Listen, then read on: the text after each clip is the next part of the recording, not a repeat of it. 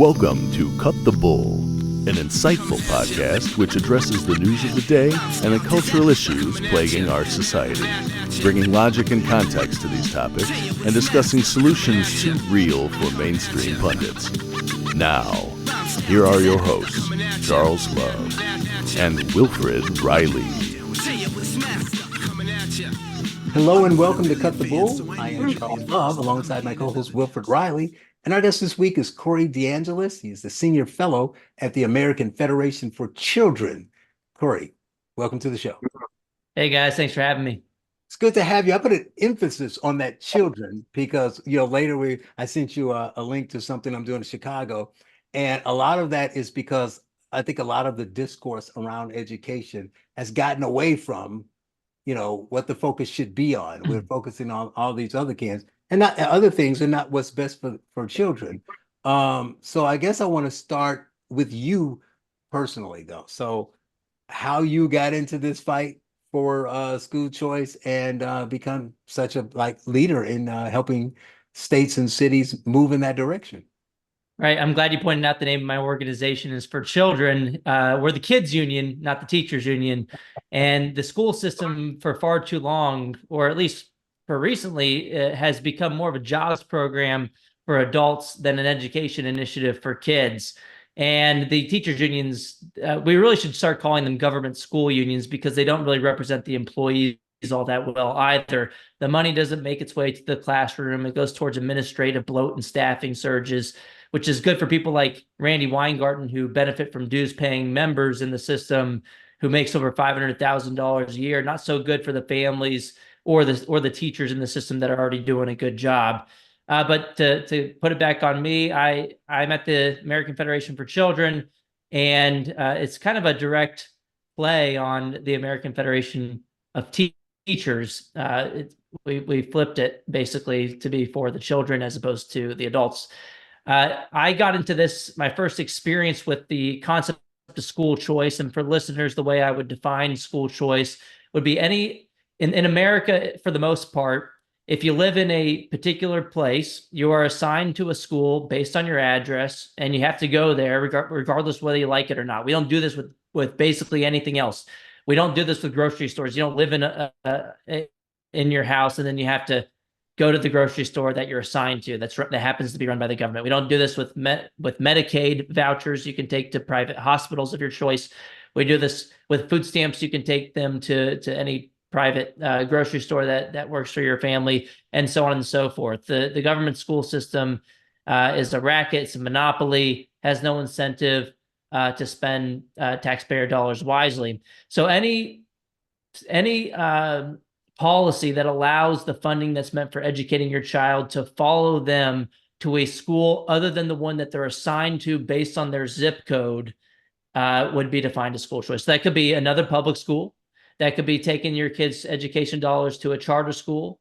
That could be a private school or a home-based education option as well. So the money following the child. For myself, I grew up in San Antonio, Texas. I live here now as well. And I went to public schools, all K through 12, which we really should call them government schools because they're run by the government. They're not open to the public.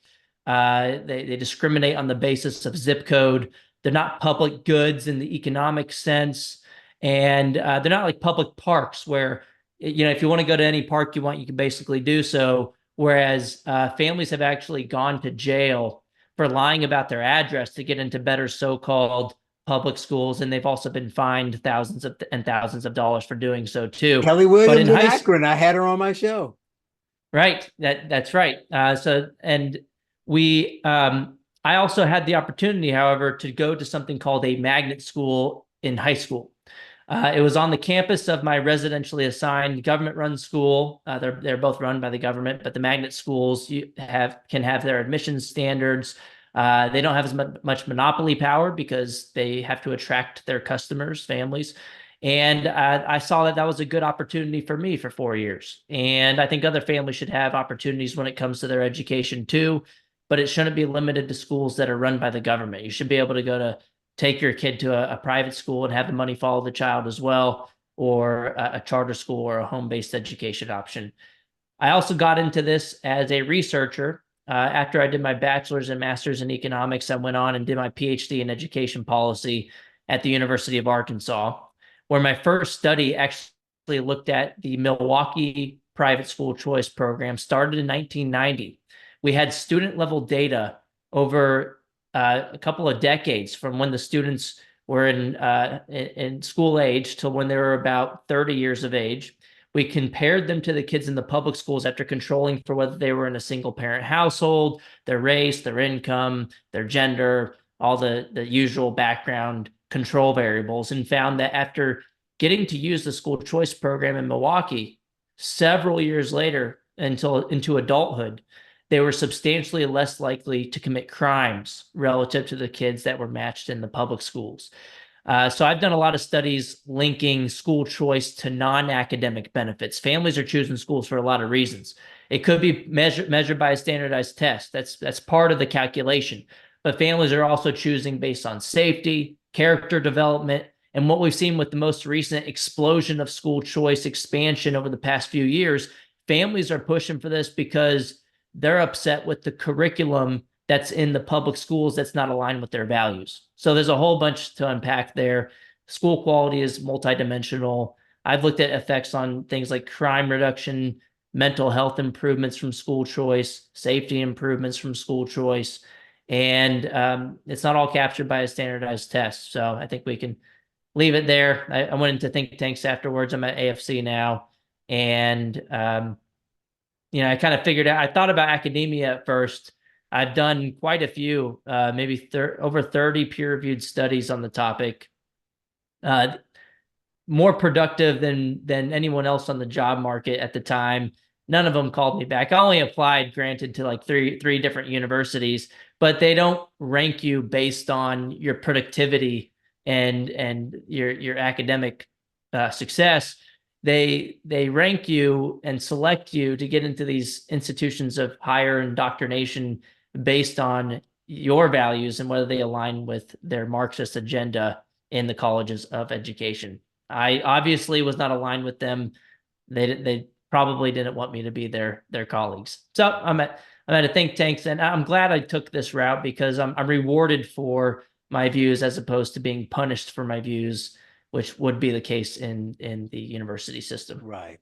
Will, obviously we're going to unpack the pros and cons of school choice, but when I mentioned the name of the organization and he talked about a play on the unions and talked about the unions, isn't there kind of a misconception for people on what they think the unions are there for? Like, I mean, we can knock them for not being there for the children, but Karen Lewis in Chicago didn't make all that money to improve academic success for kids. That's not what they were paying her for, right? Give me the fattest contract with the least amount of work, the least amount of oversight, and the most days off. That's what we want you to do. So why don't people, you think, will know that that's really what they're in the school business for? They're not in the school business to improve the schools. That I would hope they're not there to make them worse, but their job, their number one priority isn't to improve the schools.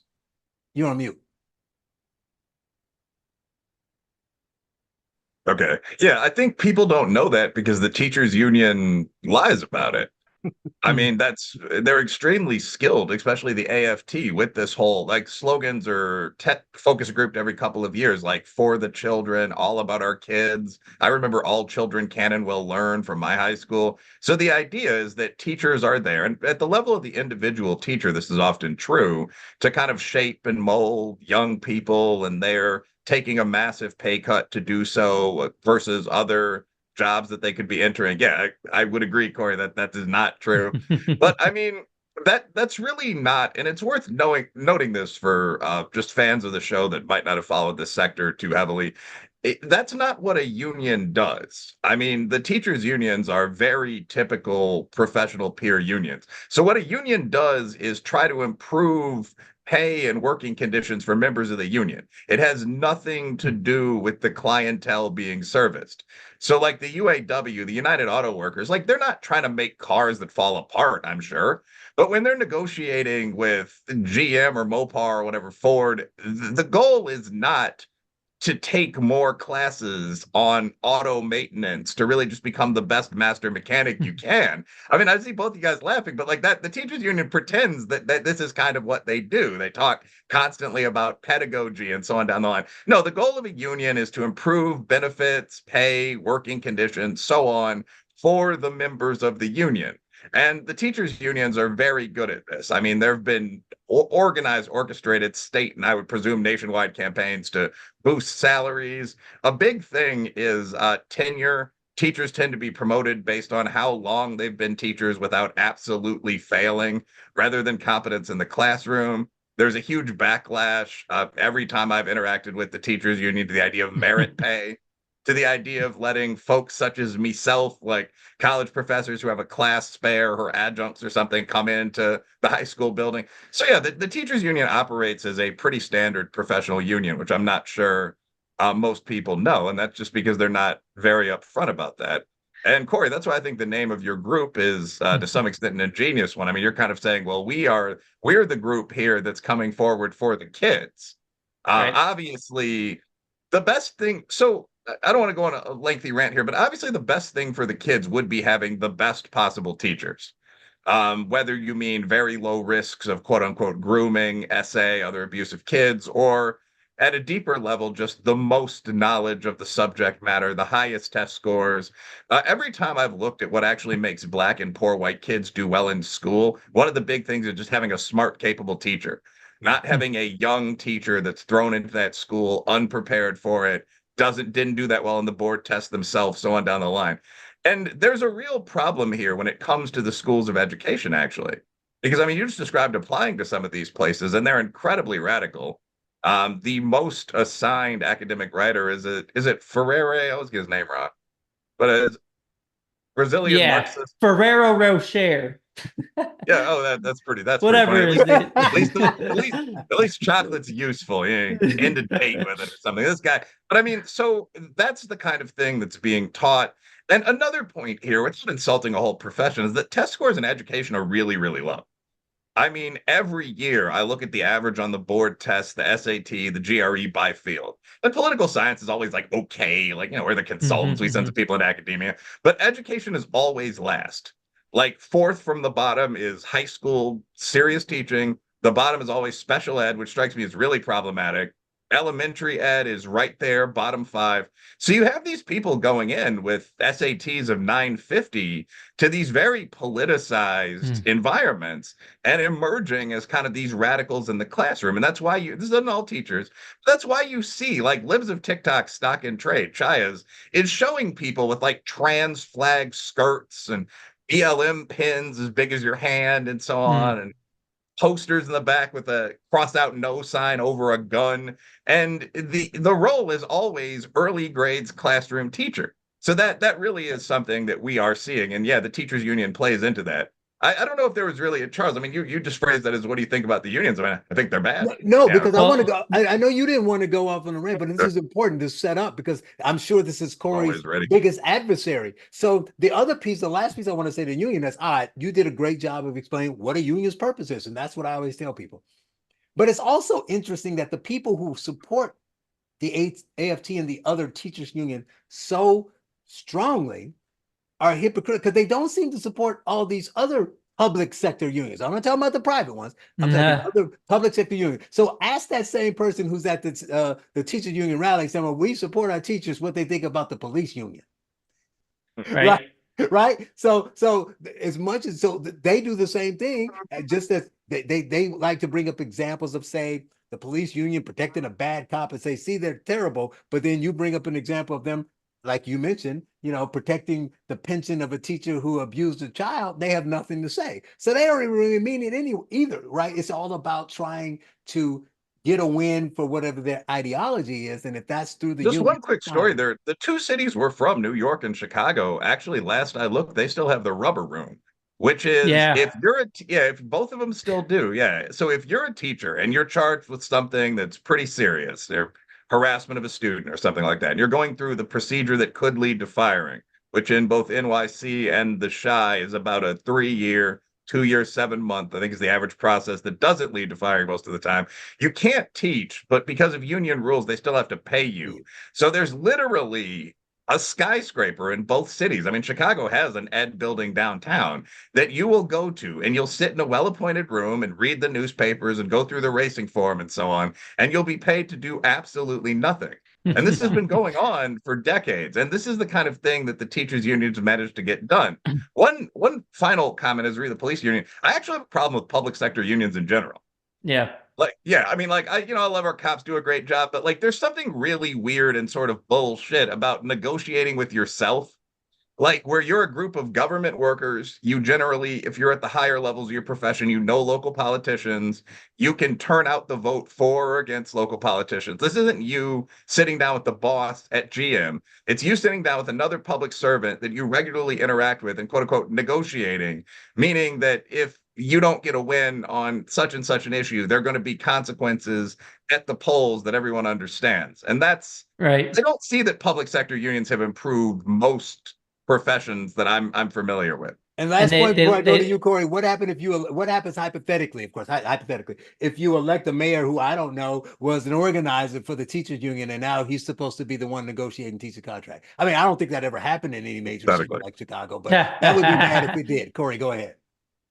Yeah, and the public sector unions lack any feedback mechanisms for their employer to actually change how they operate. In the private sector, if the employees wanted to go on strike at Walmart, for example, because they weren't paying the right amount or they didn't have the right benefits in other areas, well, if the employees went on strike, well, then the customers could vote with their feet to Safeway or another grocery store, and Walmart, the employer, would have an incentive to change things up or hire new people.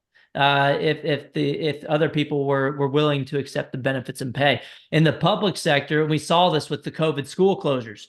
The public sector unions, the teachers unions, understood that they could leverage the closures, holding children's education hostage to secure ransom payments from the taxpayers. And guess what? The customers were the ones feeling the pain, not the employers. The customers, the parents, got the short end of the stick, and they were scrambling, trying to pay out of pocket for pandemic pods, for homeschooling expenses, and then also trying to pay out of pocket for private school tuition and fees. All the meanwhile, the public sector, the government schools kept their doors closed, got all your tax money anyway. And I think that really was a breaking point for parents. And I want to hit on one more thing on the nature of the government school unions, is that, you know, Will kind of pointed out correctly that their job is they're not the kids union, the teachers union. They're in it for the adults, to try to make it as easy as possible for them and to try to make them be paid as well as possible for not doing a great job. And, you know, their opposition to merit pay talks about that. It really speaks to that as well. They're really focused on the lowest common denominator within the profession. That's why you have teachers that are doing a good job. They look around and say, why is this dude getting paid the same as me when I'm doing a better job? I'm busting my rear end. I'm gonna go somewhere else where I'm actually rewarded for doing a good job, so that the best leave the profession. And if you look over time with how much money we've poured into the system, it actually doesn't make it to the teachers that are doing a good job, regardless of merit pay. When you look at average salaries, for example, between 1970 and about 2020, according to the National Center for Education Statistics, per student education spending has increased by about 160% nationwide after adjusting for inflation. But teacher salaries have only increased by about 10% on average in real terms over the same period. Yeah, a lot of that goes towards non-salary benefits like pension benefits, so that's not included in that. But if you're just looking at salaries, what they usually spend their money on when they get more funding funneled into the system is they put more money towards administrative bloat and just adding more staff into the building. But if you're paying more money towards the administrators, if you're paying more money in Texas, where I live, we have about a handful of superintendents who make more than the president of the United States, who make over $400,000 a year to not really provide any meaningful outcomes for the kids. And if you look between 2000 and 2019, according to data from, again, NCES, they found that over that period, student enrollment has increased by about 8%. The same for teachers in the system has increased by about 8%. But if you look at administrative bloat over time, administrators in the system, it has increased by about 90%. So again, it's become more of a jobs program for adults and an education initiative for kids. And Charles, you pointed out some hypocrisy when it comes to the union supporting. Some people in the system will support their union, but nobody else's union. But there's an even more insidious form of hypocrisy right in your hometown of Chicago, where the teachers union boss there, Stacey Davis Gates, just got embarrassed on CNN of all places for getting called out for sending her own kid to a private school this year, after just last year, she said school choice was racist. And she said private schools were segregation academies. And now she sends her own kid to a private school, which I don't blame her for doing that. Everybody should seek out the best options for their kids. But you also and she also fights tooth and nail against the school choice program that Illinois Democrats just got rid of for low-income kids. It's school choice for me, but not for the hypocrisy. And it reeks of elitism and paternalism. A lot of them will outright say, I don't think Stacey has said this herself, but other opponents of school choice have been caught saying that, well, I can choose, I can figure it out. But low-income families, they just can't figure it out. But the thing is, parents of all backgrounds know their kids' education needs better than bureaucrats sitting in offices hundreds of miles away. Right. Now, I'm going to try here. I'm not like Denzel Washington or anything, but I'm trying to do this in my best acting performance here. So, Corey, why do we need school choice? I mean, how bad can the schools really be? They're not that bad, are they?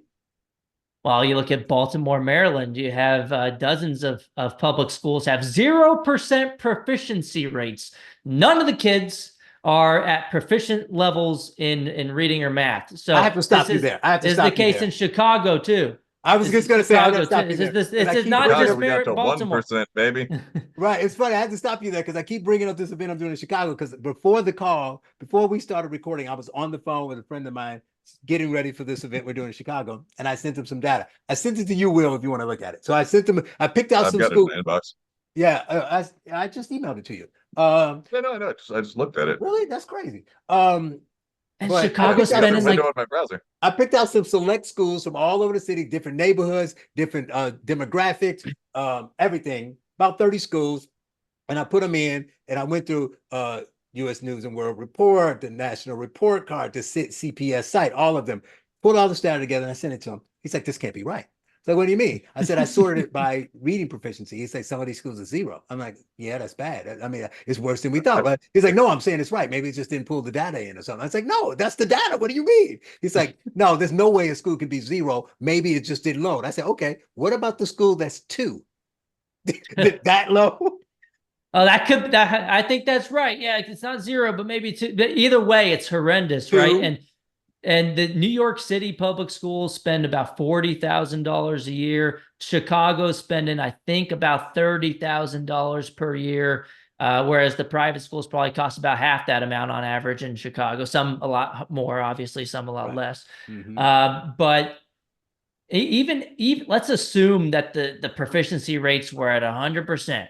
Well, you know what? Then you should have nothing to worry about. If the public schools are doing a fantastic job, and you shouldn't have to fear a little bit of competition. Families will continue sending their kids there. But at the same time, families, again, are choosing schools for a lot of different reasons. Could be standardized test scores, but you could have the best school also that teaches kids academically on average, and they do a really good job for a lot of the kids, a majority of the kids even. But what if it's not the right fit for a particular kid because they're not interested in the mission? Maybe they have a special need. In fact, we have families going to courts all across the country right now. Not a lot of people know this, actually. It's within the Individual Disabilities for Education Act, IDEA. Federal education law says that if a school district is not meeting your kid's special needs under federal law, you can sue the district to get them to pay for your special needs child to go to a private school that's more likely to meet their needs. Now, who are the families that are most likely to be able to jump through all the hoops? It's probably the more advantaged families. That's why I say all states should just pass school choice, and you shouldn't have to go to a judge to figure this out. Shouldn't have to come down to federal education law. People should just say, hey, this $30,000 in Chicago that's already being spent on my kid, I should be able to take it to a private school if it's better. If not, I'll continue sending my kids to a public school. And it might be because there might be a specialized mission at the school. It might be that families want a religious That's what I say. It might be opportunity, faith-based. right? So there's a whole lot of different reasons, and that should be up to the parent. And families have individual, diverse needs that are never going to be met by definition by a one-size-fits-all system. Will, couldn't it also be? I mean, he talked about the carve out for special needs parents. I'm sure many of the families on the south and west side of Chicago would like that carve out for discipline and safety issues. What if it's not safe for me to go to the school? Can I sue for them to pay for my kid to go to a different school? So like you said, it could be a myriad of reasons. It could be academic or what have you, but there are some programs that do that. Well, real quick, Charles, that do. So the school choice initiatives that we've seen recently have been universal. Everybody's eligible regardless of background. But before, there was a lot of incremental reform. It would be, low-income families are eligible first, then maybe special needs families in this state. Maybe we had military later on. It was kind of this incremental ratchet up of different families becoming eligible over time. Now it's kind of gone from 0 to 100. Everybody's kind of eligible. But before, there was also kind of these carve outs for families who had kids who were bullied so bad in the public school that they felt like there was a safety issue that required them to go to a private school that was more aligned with their values or whatever it may be. And Florida, for example, had one of these programs called the Hope Scholarship Program. And so that's still on the books today, I believe. They're universal now, so it's kind of redundant. They don't really need it anymore. They might have consolidated it. But that could be an idea for states that have more Democrat opposition, more bluish states, to maybe, hey, how are you going to come out against one special? And they do it anyway. They will reject any form of school choice, whether it's for special needs kids, whether it's for kids who are bullied, whether kids who are in a dangerous situation. They don't care, right? Because they know that once a little bit of families can start to use the programs, it's going to show that it's not going to destroy the public schools. It actually makes them better. Competition's a rising tide that lifts all boats. And I think that's why they're freaking out about Arizona right now, because Arizona was one of the first to go all in and go universal. Their public schools have gotten better over time. Same thing in Florida. They were at the middle of the pack on the nation's report card a couple decades ago. Now they're at the top after adjusting for student demographics across states, according to the Urban Institute's America's Gray Book. And Florida spends way less than the national average. Right. And they're getting some of the best outcomes, no matter how you slice the data. Oh, Will, isn't the problem with the people who are pushing back against school choice not so much the school choice, it's a step before that? I would have to, if I were like Corey, that's his trade, so he's going to go. But I would, even before I talked about whether you should offer school choice, I'm like, shouldn't you wonder why parents are frustrated, why kids aren't succeeding, and why people would want to leave? Like, what are you doing that, like, your own data is saying you have a large percentage of schools that are failing? I would say easily over 50% of the schools in Chicago are failing. Why aren't you as not the teachers, you, the administrators, CPS, the people running the school, saying we have to do better because we're failing kids? Why isn't that the first thing in their mind, and not how do we tie the kids to put chains on the door like Joe Clark and keep you from leaving? That's a really good moral question, but I think the answer to some extent is because morals aren't real and people are guided by pragmatic concerns.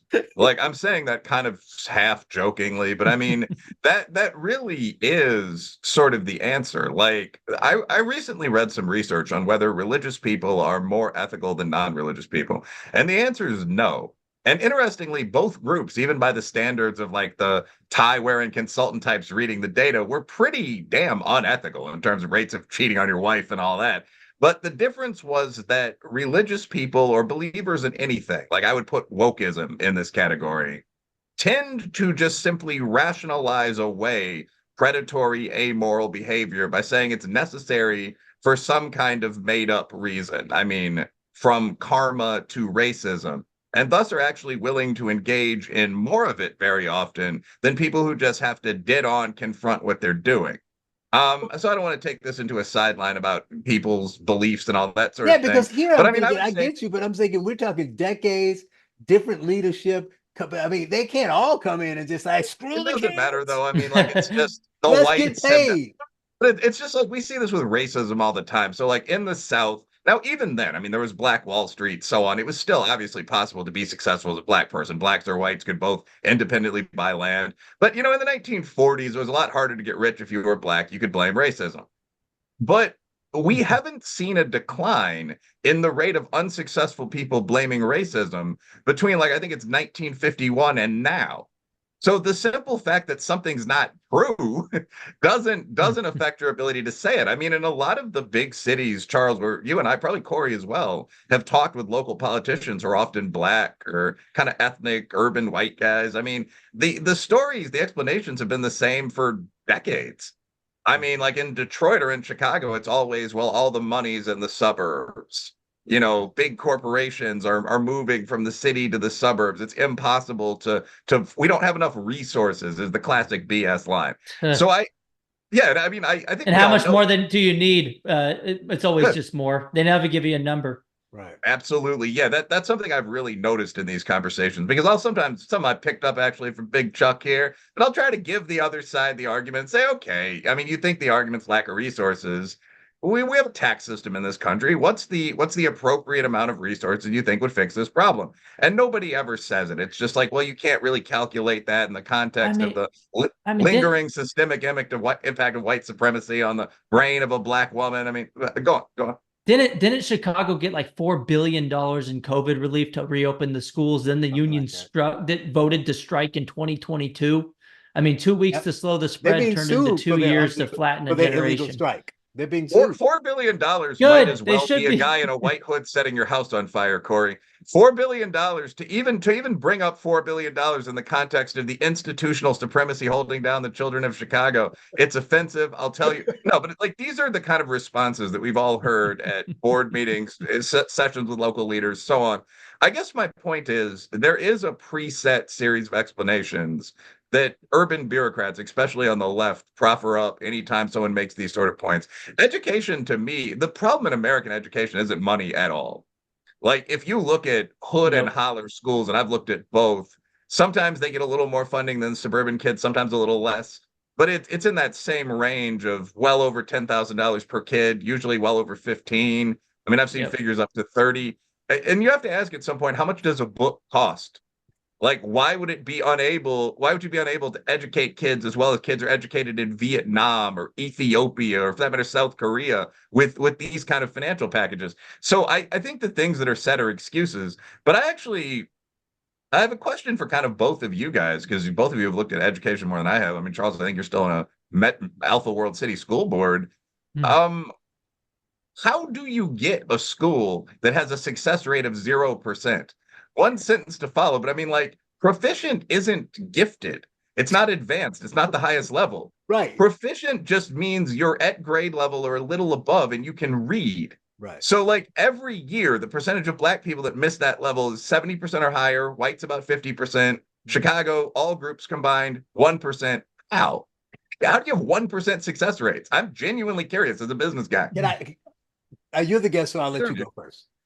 I was going to say, how do we, I thought you were asking, how do we fix it? I think How do one you way to do fix it it is first? to, How do you- is how to could you- reduce the bar for passing all the way to zero. Then everybody's passing. And then that's one way to do it. I think some states are going in that direction. We're all awesome. Everybody gets a trophy. But no, yeah, I think, in some of these places, they are, they're just warehousing the kids. I mean, some people call them factory schools. But they're sitting in front of videos all day and not actually teaching the kids really well, and they have no incentive to do so. I mean, it could be something that Will mentioned earlier. You have people entering the system, knowing how the system's set up, knowing it's going to be an easier job with high job security, pretty good benefits, and you're basically never going to lose your job. Or I think the more likely explanation to me is that it has to do with the incentives baked into the system itself. If you are assigned to a grocery store and it was run by the government and you had to pay for it through your taxes, and they were serving you rotten food, they were giving you food poisoning, or even worse, like in socialist countries, the shelves were empty, and you couldn't go anywhere else.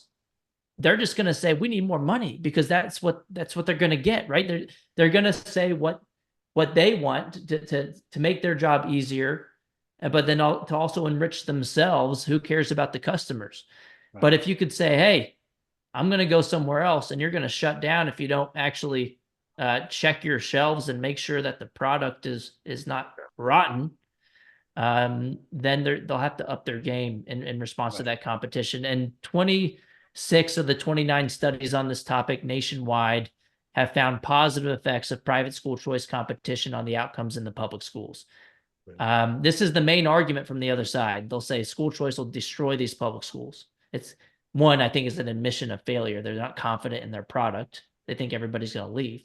But then two, the product has a 1% success rate in big cities. I mean, I don't want to interrupt. They're not confident. They know it better than we do. They're inside the system. And in fact, a study by AEI, actually, we're talking about Chicago a lot today because because Charles is there, but they, I believe, reported back in 2014, it's probably a lot higher now, that the percentage, the teachers in the system in Chicago were like 4 or 5 times as likely as the general public to send their own kids to private schools. Oh, yeah. Yep.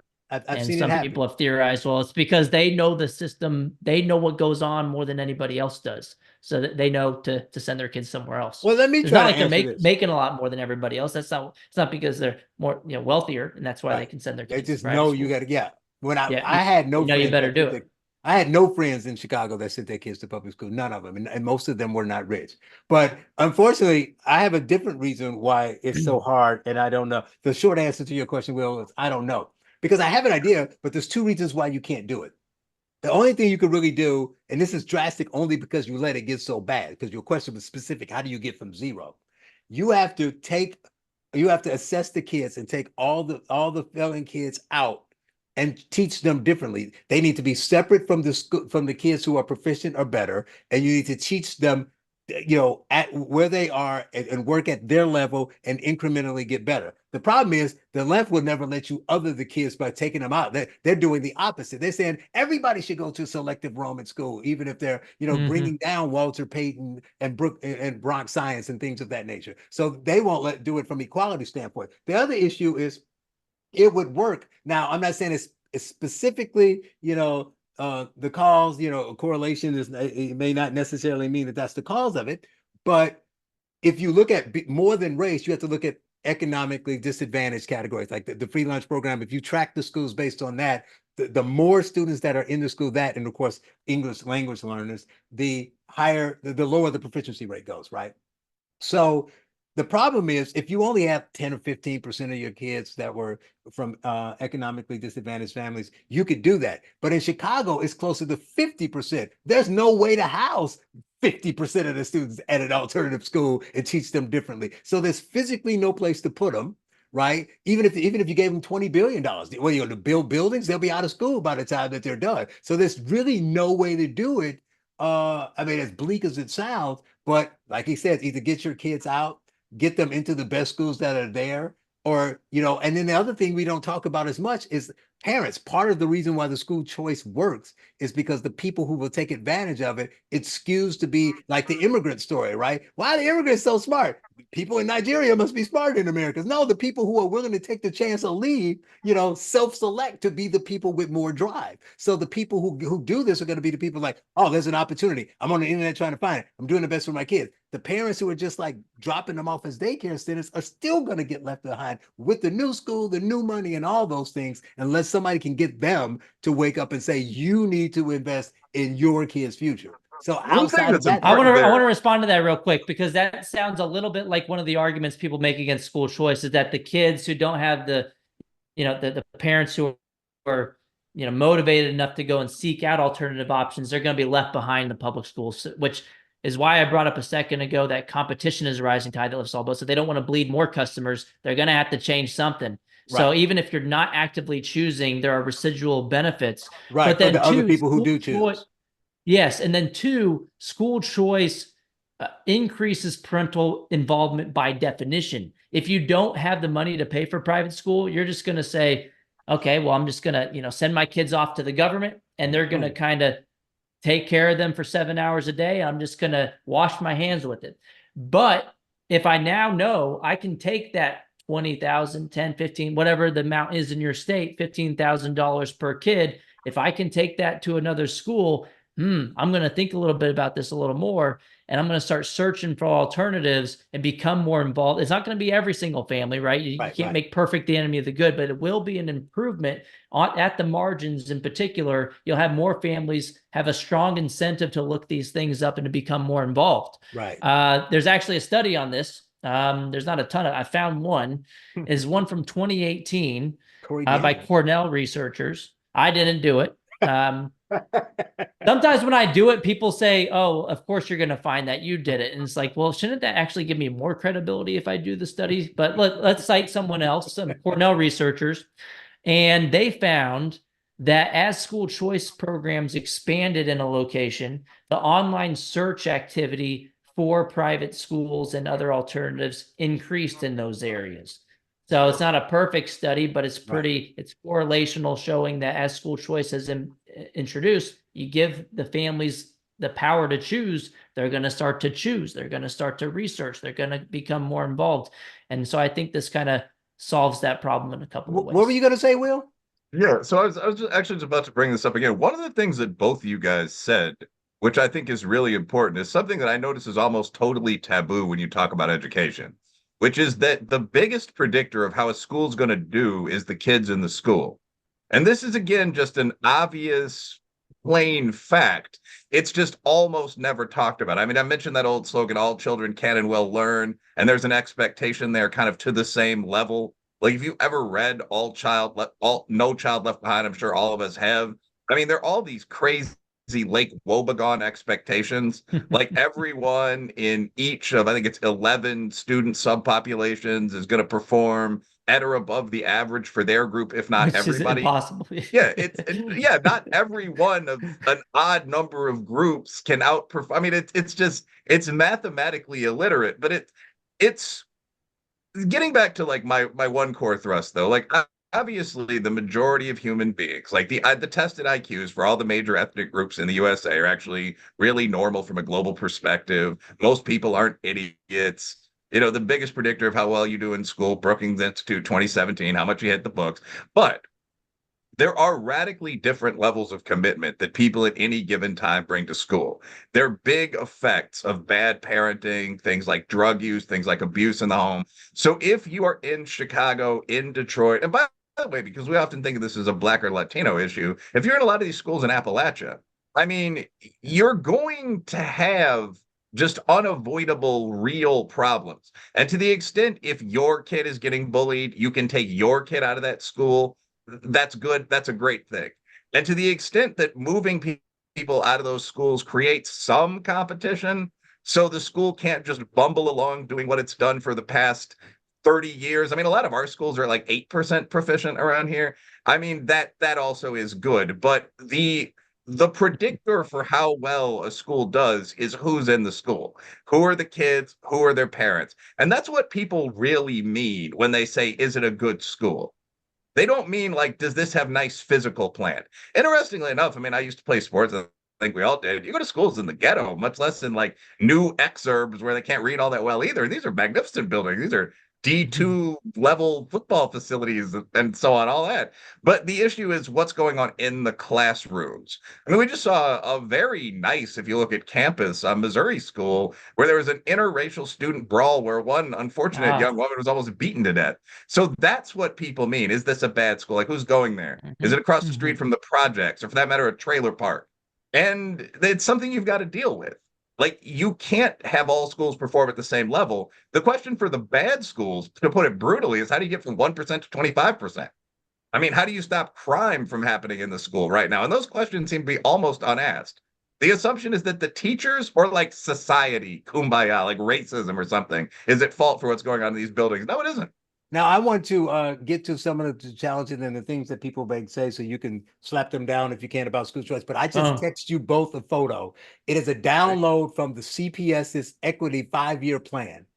Look at that. Sounds like and tell me what it communist. says in writing. We should all hold it up and see if we can see it. Really What have does a it fucking say 5-year in plan? writing? It's a bit on the nose, isn't it? I know, isn't it? Equitable All right. outcomes is what it says. So don't tell me that's Yeah. not what they're trying to say. Yeah. They're literally saying it on the first Mine's page loading of the slow. report. How are you going to have equitable outcomes when the students have different ability, the parents have different amount of money and different levels of education, so they come to school because they can read because the father's a doctor. There's so many different things that come into play.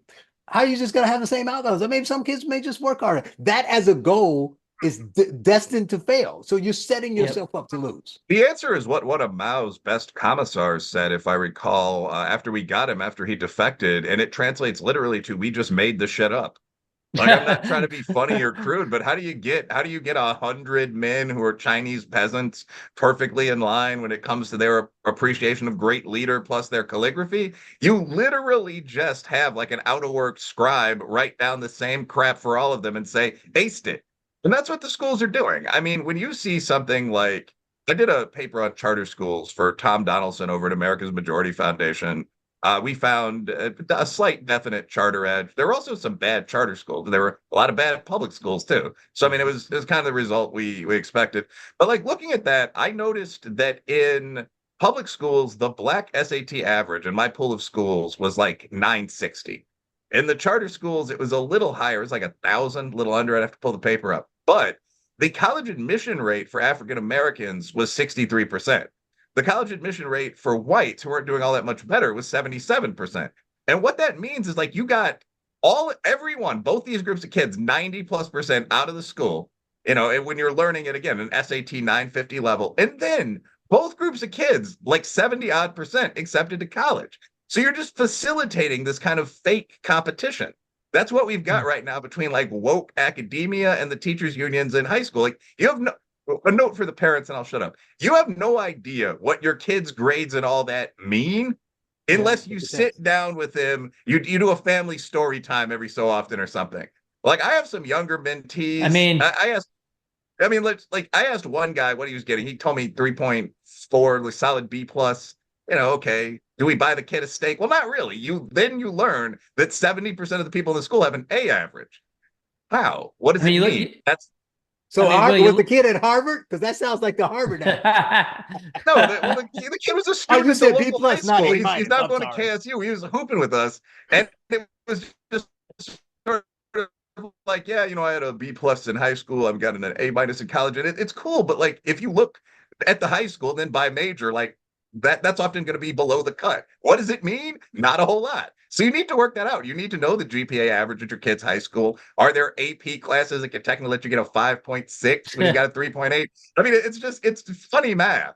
Right. I think this also has a lot to do with the history of compulsory education in America. You look at the first compulsory education law in Massachusetts, and you had Horace Mann, the father of public education, was their education secretary, went over to Prussia, modern day Germany, and learned about their compulsory education law, which was started to make obedient soldiers in the army after they lost the war, I believe. And he brought it over to America, and you still have a lot of these tenets of obediency within the public school system that is more important than actually learning how to read and write and do math.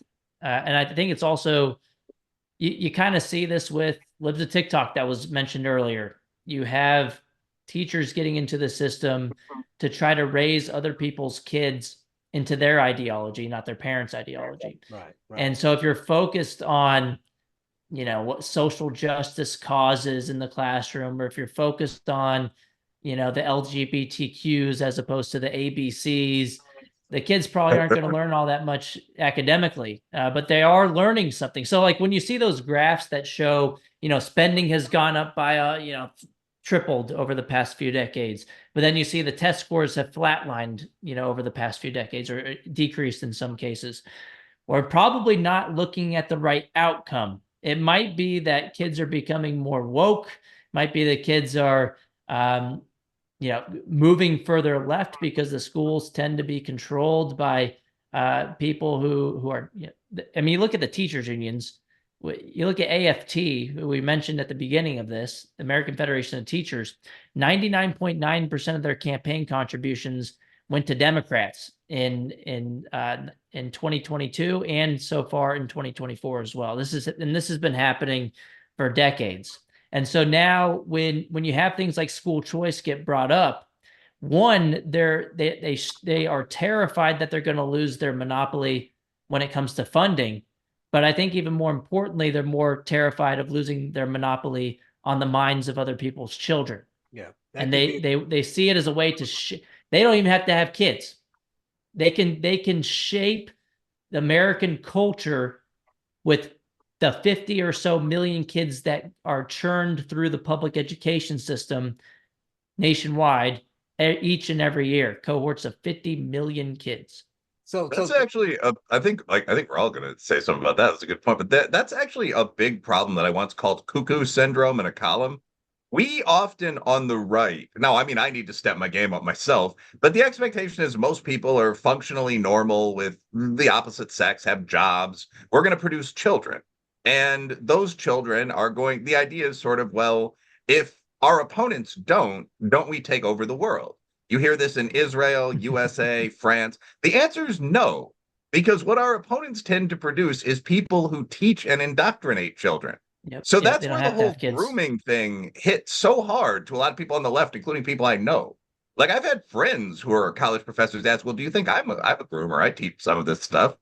And I mean, the answer can vary depending on the situation, but the basic idea is you get these ideas that are very, very plausible and very appealing to angry young people. Anything Gramscian, anything Marxist, you plunge it in, and then the kid who used to believe X believes Y. So that's why there's no simple solution to this battle between, the two sides, the left and the right. That goes back to the French Assembly several hundred years ago. And, they've remained about 50-50 in most Western countries since. So that's something to keep in mind.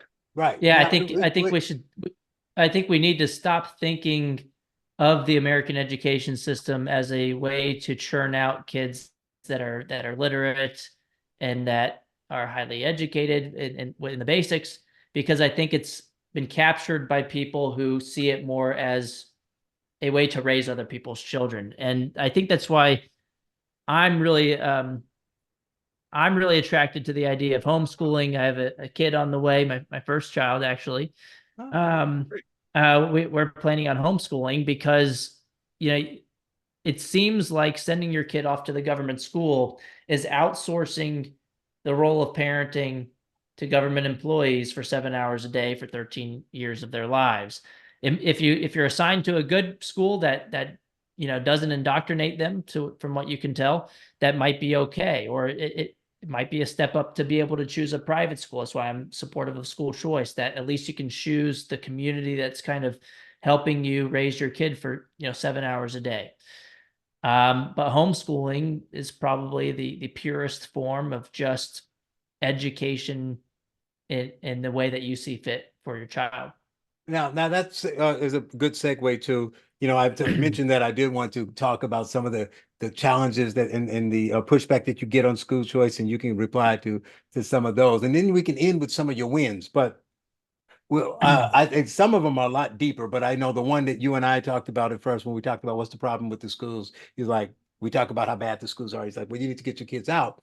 you talked about that 50 million number, so that's why I'm going to start with that one. Now, it doesn't mean don't do it. You know, I'm pro school choice, but others I have had conversations with that they look at it like the solution of the indoctrination and what's happening to kids.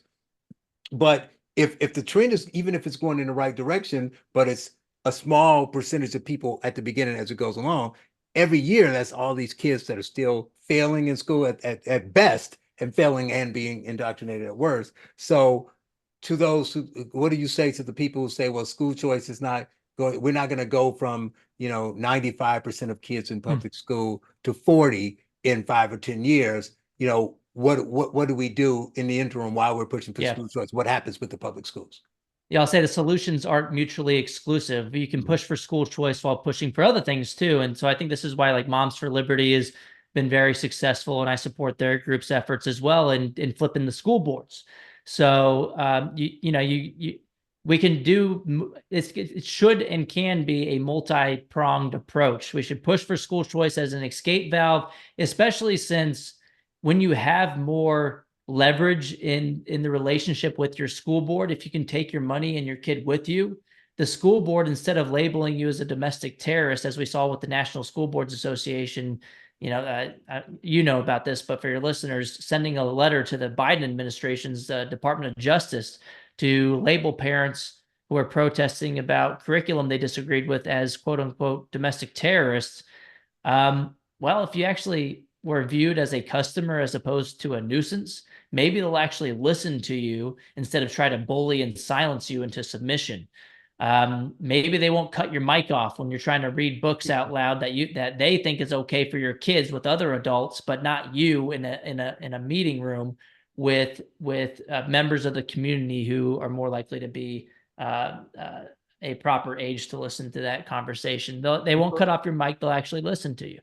And so you can have school choice, have nobody move. You can have nobody leave the school, or maybe just a handful of people leave the school. The whole relationship changes because it gives you power. It gives you a stronger say, even within the public school system, because now they're going to have to scratch their head and think about how they treat you. And if they don't, well, you can go somewhere else, they'll lose funding. Maybe they'll change in the future. And maybe if they don't listen to you, they'll be held accountable at the ballot box too. And we also got to play it there. We also got to play to take over the school boards too. Right, But at the end of the day, I think, it still traps you, and you're still in that one size fits all system, which is why I think school choice is necessary. It may not be sufficient to get to the utopia that we want. What about it's necessary? What about where you go? What about the arguments where they say that homeschooling is your home? That's different, but all the schools are bad, and how the pride, like I learned from my friend Ashley over at Parents Unite that some of the private schools, including the elite private schools, are even worse they're better academically, but worse from an indoctrination standpoint. So what about the argument that, you got school choice, but there's really no good place to send the kids? When you build it, they will come. When you give parents the funding, you put the money into the hands of the families. Supply is not fixed. If supply will meet demand. In the current status quo, you're only going to have a certain type of private school. And in your town, it might not even be a private school you'd ever want, right? But if families have the option to take their money with them, you'll have more private schools sprout up. And we saw this in Florida. We have data from Step Up for Students, for example. I cited in my Wall Street Journal piece on this called The Little Red Schoolhouse Could Do With a Little Competition. I was refuting the argument that, we're a rural place, so we don't have a lot of options. So, we don't need to vote for school choice. Even though I'm in a Republican district, I'm going to vote with the teachers union instead and block education freedom, is the argument we hear in Texas sometime by the guys who were endorsed by the state affiliate of Randy Weingarten's union. But in Florida, since they've expanded school choice over the past decade or two, the number of private schools in their most rural counties has doubled. So that's not perfect. That's not tripled. That's not quadrupled. I don't know what the perfect number is, but that does show a trend towards supply meeting demand I don't know how long it would take. Right. I don't know, that was over a decade or two of a time period in Florida. But you did mention also homeschooling, that you don't have to start another brick and mortar school to homeschool. Right. Well, you may say, well, what if both of the families are have a full-time job and they're super busy? That's why I think one-room schoolhouses, or what most people call now micro schools, are schools. very that's a lot easier to set up than a big private school that you would usually think of. You can set up these small 10-student micro schools. Yeah. You can do it in someone's household. That's what they were doing during the pandemic in New York City and Chicago. They were Yeah, calling that's them true. But pandemic Latasha pods. Fields in Chicago told me that So- surprisingly, Illinois is one of the easiest states to homeschool. So definitely look into that if that's something you're into. And then one other one is that people say that you talk about you don't like the government control, but that when the funding is going with the kid, it's still government funding. So the funding is still being managed by the government. And question that it's going to give more control to the people running. Yeah, don't make perfect the enemy of the good. Randy Weingarten has made the same argument. She's not some anti-government libertarian. She's a big government socialist. And if you're on her side and not my side, you're probably on the wrong side when it comes to education freedom. She's doing it to keep her gravy train going, to block education freedom and to keep kids in her failing government schools. But look, every private school choice initiative that has ever been implemented in the U.S. has always been voluntary. Every family can make the cost benefit decision for their own families. Every school can make the cost benefit decision to accept the funding or not. And so that decision should be up to the parents. And in fact, if you look at states that have more education freedom when it comes to school choice programs, they tend to have less regulation of home and private education than states that have less school choice. So you think of places like New York, they have the worst homeschooling laws in the book, according to HSLDA.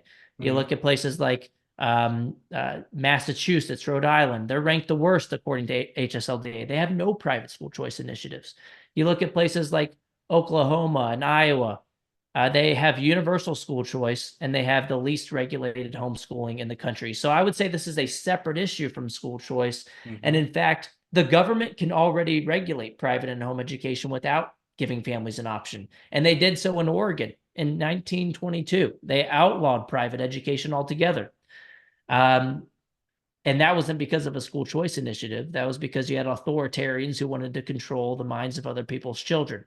And I'll say one last thing on this topic, because I do get this a lot, is that school choice could actually reduce the likelihood of government overreach in at least 3 ways. One, you have fewer kids being indoctrinated in these government schools, being taught that big government is the answer to all of their problems. And then they'll be less likely, if they have the choice to go to a private school that's aligned with their family's values, they'll be less likely to vote to regulate private and home education in the future. 2, politics is all about organized interests and people fighting for what they want through the political process. And if you have more families benefiting from private and home education through school choice, you're going to have a broader coalition, a bigger tent to fight back against authoritarian government overreach in the future. So look, take the win, take the W, or else you're going to be stuck with the L. Don't make perfect the enemy of the good. I'm against government regulation. I got into this as a libertarian. I've written lots of papers about the unintended consequences of regulations in education. And so, I'm on the right side of this. Randy Weingarten is not the person to be siding with on this issue. And I probably have like a couple other. I did a debate on this in New York City, actually. Will, you weren't there, but it was hosted by the Soho Forum, and I debated Stefan Kinsella. He's a pretty well-known in libertarian circles attorney, and we did it Oxford style. He took the anti-school choice libertarian position of it being big government. I don't know if you can hear my cat, but she's hanging out with me right here. And I took the pro-school choice position, saying not to make perfect the enemy of the good, and I was victorious with that Oxford style debate. And I also wrote about this at Fox News with Jason Bedrick. He's at the Heritage Foundation in an article called "School Choice Benefits Homeschoolers Too." So if you want to look that up. Yeah, I saw that. So, yeah, you obviously been making gains. If you want to end by telling us, some of your wins and where they can find you and what people can do, that'd be good. Right, there's the cat. The teachers unions have overplayed their hand and awakened a sleeping giant, which happens to be parents who want more of a say in their kids' education. So over the past 3 years, after the unions lobbied the CDC to make the schools close as long as possible, and after the remote learning exposed what was happening in the classroom, parents started to push back at school board meetings. They started to push back for school choice policies. And in the past 3 years, we've had now 11 states pass universal school choice policies. Before 2020, we had 0 states that were universal, meaning everybody was eligible. So now we've gone from 0 states having universal to over 20% of states having everybody having access to take their kids' education dollars to the public or private school that works best for their kids. And these are all red states controlled by Republican legislatures. Hopefully it becomes bipartisan more so in the future. It should be bipartisan. If you look at polling, it is when you ask voters. Just so happens that the Democratic Party is a wholly owned subsidiary of the teachers union at this point. I mentioned the donations earlier from Randy Weingarten going to the Democratic campaign coffers. Almost all their contributions go to the Democrats and not the Republicans. It's an elaborate money laundering scheme that ought to be illegal. But I think it will become more bipartisan if Republicans win on the issue of education freedom. We saw this kind of happen in Virginia with Glenn Youngkin. He beat Terry McAuliffe, who was basically an incumbent, the former governor of Virginia. In a state that went 10 points to Biden the year before, Glenn Youngkin, the Republican, won on the issue of education freedom by 6 points with education voters. And that was the number 2 issue in that election. So that basically never happens with Republicans. But I think he laid out a blueprint for success by talking about education in terms of parental rights, getting more of a say in the classroom, and also having school choice at the same time. I live in Texas, so I'll finish off with the fact that school choice has become a political winner. We had 21 Republicans who voted against school choice with all the Democrats in the House last year. It passed the Senate easily, 18-13. Universal school choice bill moved over to the House that had a lot of people. 18 of those 21 were already endorsed by the state affiliate of the largest teachers union in the country, the National Education Association. And some of them were previously endorsed by Randy Weingarten's state affiliate as well. But after they killed school choice last year, 5 of the 21 were not going to run for re-election. They saw the writing on the wall. They saw the shift in primary voters' attitudes towards education freedom. And so out of the remaining incumbents who voted against school choice, my organization, the American Federation for Children, our Super PAC AFC Victory Fund, targeted 13 of those lawmakers for voting against school choice, and we beat 6 of them outright on election night, and 4 more of them are heading into runoffs on May 28th. So that basically never happens. 77% of the incumbents we targeted for voting against school choice either lost or were forced into runoffs, in most of them in second place. And incumbents usually win re-election about 95% of the time. So it's hard to overstate how much of a political earthquake rocked Texas on Super Tuesday. And the story there is that school choice supporters were victorious, and those who voted against school choice against their own party platform were ousted. And we have more elections coming up, but it looks like we now are going to have the votes in 2025 to have Texas go all in on school choice too. All right. Will, would you like to add anything before we go? He's like, nope. All right. I said I think that was a good final summary. There you go. Well, he is Corey DeAngelis, Senior Fellow at the American Federation for Children. Corey, thanks for joining us. All right. Thanks, Charles and Will. To say, God bless the US of A, land of the free and a home of the brave. God get all of the praise. I got a country to say, cause I'm Patriot J and I'm saving the day.